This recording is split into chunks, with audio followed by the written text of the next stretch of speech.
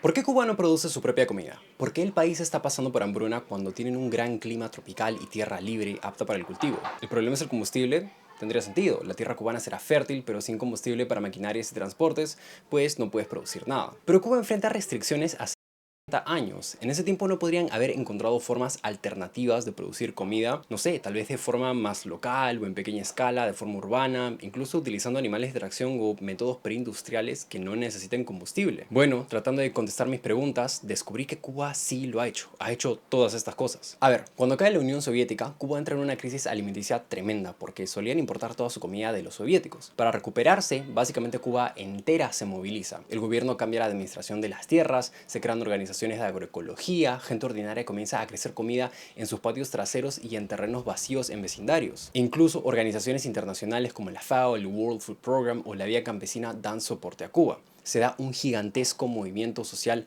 a todo nivel que no solo busca aumentar la producción, sino que también busca ser ecológicamente sostenible. Producir solo nacionalmente, sin pesticidas o fertilizantes importados, a pequeña escala, más local, más diverso, para no depender de combustibles importados, todo eso obviamente es medioambientalmente favorable. Ya desde los 80s, para mejorar la conservación del suelo, Cuba desarrolló y todavía usa sus propios biofertilizantes y controles biológicos en lugar de pesticidas. Es así que, después de la hambruna post caída de la Unión Soviética, Cuba se recupera y en la década de los 2000 dispara su producción de alimentos y alcanza relativa seguridad alimentaria. Sus niveles de malnutrición en esa década estaban tan bajos como en Europa. Pero ahora, si Cuba hizo tanto progreso, entonces ¿por qué en Cuba se sufre tanto para encontrar y pagar por la comida? ¿Por qué el país enfrenta una posible hambruna? Bueno, el causante más grande de la situación actual es el incremento de las sanciones de los Estados Unidos sobre Cuba. La alimentación cubana floreció en los años 2000, pero eso fue hace tiempo. En el 2017 entra Trump y aumenta rápidamente las sanciones contra Cuba. Desde entonces, la producción de alimentos en Cuba ha caído. Y al mismo tiempo, empresas gringas hacen más y más dinero exportando comida a Cuba. Entonces, el sistema alimenticio de Cuba es un ejemplo de dos cosas. Un ejemplo de que es posible expandir una agricultura social y medioambientalmente sostenible, pero también un ejemplo de lo vulnerables que somos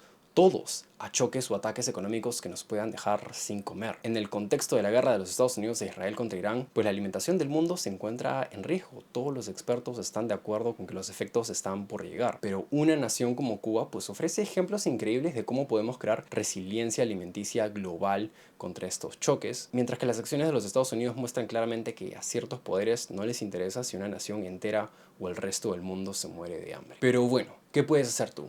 Lo típico, dona, edúcate, deja de avergonzarte de hablar sobre Cuba, exige a tu gobierno que apoye la soberanía cubana. Y si te interesa aprender más, te dejo en la descripción el link de Belly of the Beast, que es un excelente recurso de periodismo, y también hice un video más largo acerca del tema que lo puedes chequear en YouTube, ahí te dejo el link, lo puedes ver.